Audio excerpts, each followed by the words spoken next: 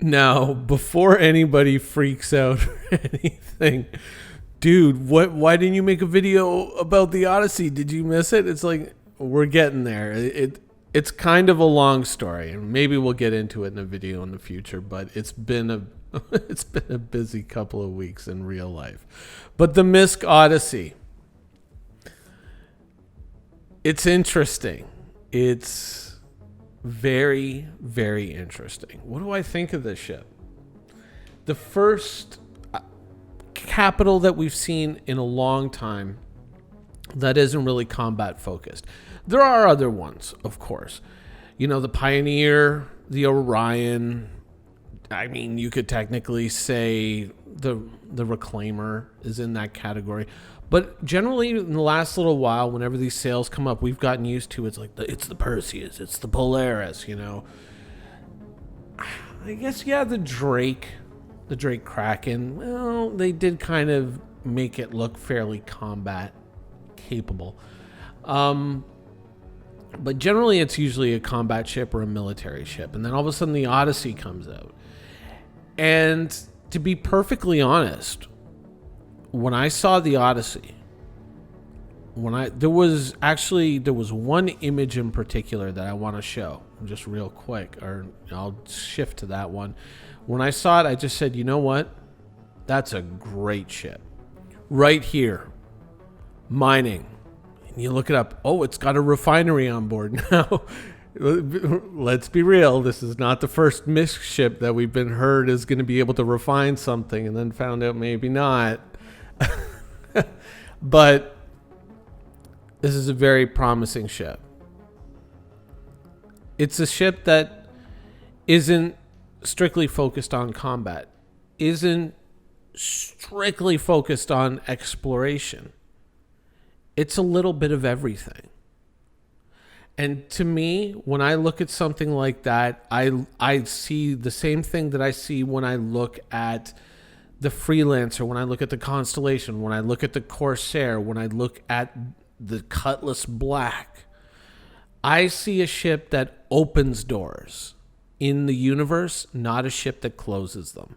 Certainly there are great ships out there for specific tasks, like the Orion, like the Reclaimer, like the Perseus, like the Polaris, like the Nautilus, and on and on and on. But there are very few ships that open up so many doors and can be played and realistically, not just someone theory crafting some completely out of the box idea, but that realistically can be played in many different ways and enjoyed in many different ways. The Carrack. I hear there's one or two people out there who are fans of the Carrack. That ship too. That's what makes these ships so popular, is the fact that they open so many doors. Oh wait, you guys aren't supposed to see this yet. Far too much of the focus in Star Citizen has been on very, application specific ships. In the beginning, we heard about things like modularity, and it was paid a lot of lip service. There was a few ships that actually got some modularity. But the truth of it is that beyond things like the Endeavor and the Vanguard, there really wasn't too much to that. Ships that had broad applications were ships that, I guess from a marketing point of view, weren't going to do well for, sustaining Star Citizen. Whereas, hey, here's the mining ship. Whoa, here's the mine layer. Here's the combat ship. Here's the cargo ship, specific ships for specific applications. Whereas a ship that kind of covers the spectrum, I think that these are the ships that resonate the most with players like myself. It's ships like this, ships like the Carrack. That's why they're so popular, because they open up so many doors in the universe. And it's not just, oh, it's also got a hangar. Oh, it's also can carry ground vehicles and it's got a ramp. Its defenses aren't amazing, but they're okay. They're not terrible. They're not awful. But it's not really, strictly speaking, a combat ship. It's an exploration ship. It's meant to go out, long range and go out and have adventures. It's not meant to just kind of stick in one place. And that's ultimately what Star Citizen should be. That's ultimately what a space game should be. And when you hear people like myself, harping about, being able to carry armor and stuff like that, and we kind of beat that drum again and again and again, and now people are finally going like, oh yeah, wow, that's a thing. That really is an inconvenience. And perhaps being a local in-system Uber driver as a career seems a little bit more lucrative now than it did before. But a space game is about long-range exploration, and this is certainly a ship that promises to deliver in that area. And I think that that's one of the big reasons why Star Citizen draws so many players, is the idea that you can go out and explore, certainly with the new slight revisions to jumping between star systems, the idea of this kind of Swiss cheese idea. You travel into these anomalies and there may not be one discrete path or one discrete entry and exit point, how things have changed. And so that opens up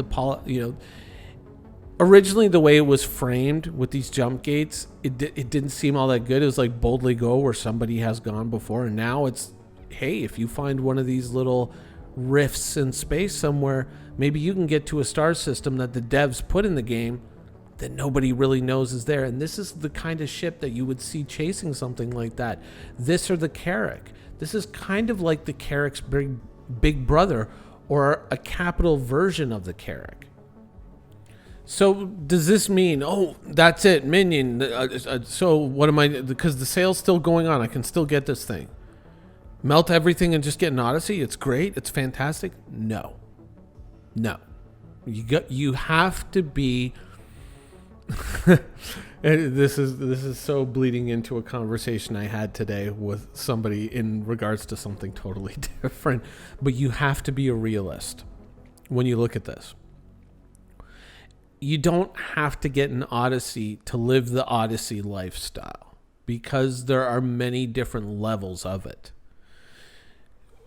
We've used, obviously, the Aquila, the Corsair, up to something like the Carrack, and then all the way up to the Odyssey. We'll use that as kind of like our line of exploration ships.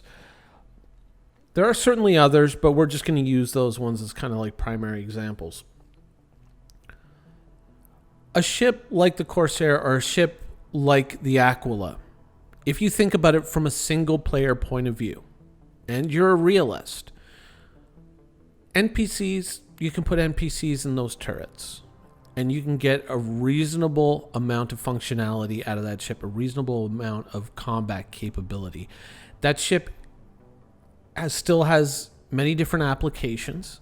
You certainly could carry a mining vehicle in the vehicle bay. You can carry cargo with it. You can go and do combat with it. You can do a lot of interesting things with this ship. And it also has the ability to go long distance to explore, right? And it's supposedly going to have great sensors. So it's opening up a lot of doors for you. So if you're the kind of person who ends up mostly playing by themselves, then this is probably a little bit more of a comfortable area for you. Stepping up to the Carrack, 2-3 friends, a few NPCs placed here or there in certain more mundane roles within the ship, but a few friends you get together just for fun every now and again.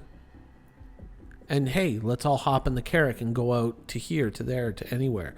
Whereas something like the Odyssey, I would say, is probably built more around, and I'm going to kind of pull my kind of World of Warcraft experience into this, this is kind of like your raid logger ship.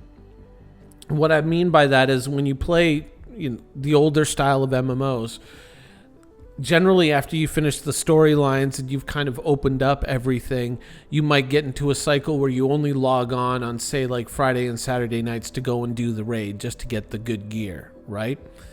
This is kind of like a situation where maybe 6 or 7 players get together on a ship like this, and they kind of go, okay, let's all commit to being on the ship for a little while. We'll go out, we'll do some mining, we'll do some exploring, we'll earn some money, blah, blah, blah. And we'll kind of just do this Friday, Saturday nights sort of thing. And we got a big ship, we got some muscle behind us, we can carry a ship in the cargo bay, ground vehicles. We've opened up so many possibilities as to what we can do in the game, and we're just going to kind of go and do our own thing. This is probably the ship that's more in tune with your lifestyle, if you have that group of friends and this is what you're looking for. The only problem will be is that probably everyone in that group of friends has since gone and cashed in and bought the ship, and so it's like, well, which one are we taking? That could be a bit of a problem. But this is kind of where I would see this ship going for players. Not for everyone, but for the people who really are looking for this specifically, or just looking at the character and saying that the character's really cool. What's the next step up? Here it is. I dig it. I absolutely dig it. Where something like the Raft felt kind of blah, just like, it looks like it looked like a garbage truck, like a sci-fi garbage truck. I'm sorry it did, but this is cool. And this, it takes the MISC design aesthetics, and I think it brings them forward, not just by like a little bit, but by a leap. This is honestly, I would say, the first MISC ship that I didn't look at the pictures and just say automatically, it's like, okay, let me see the features because it looks ugly as hell. This is a really good looking ship. I like this style. It's a bit of a like, it's kind of like a Freelancer and a Hercules had some kind of gargantuan mutant baby, like a Crusader Hercules. So often when I make videos, especially when like I talk about one ship and I'm like, oh, this ship is terrible, it's awful, it looks like a space garbage truck. Well, why did they make this? And some people get mad. They're like, oh man, you just hate on everything. No, not this. Back to front, this is a solid ship. This is absolutely a top tier solid ship. From visual aesthetics to basic functionality and everything that's incorporated into it, it's 100% front to back solid. If anybody told me, oh, I bought this ship, I'd be like, legit. Totally legit. I understand why you did it. It's not the ship for me, but I understand why you did it, and more power to you. It's a great ship. There are ships that CIG builds that are page 1 rewrites. As soon as I see them, I'm just like, what were you thinking? But this is the exact polar opposite. This is front to back solid. 100% solid. Good job. Like 2 thumbs way up, non-sarcastically. Absolutely one of the best designs you've ever put forward.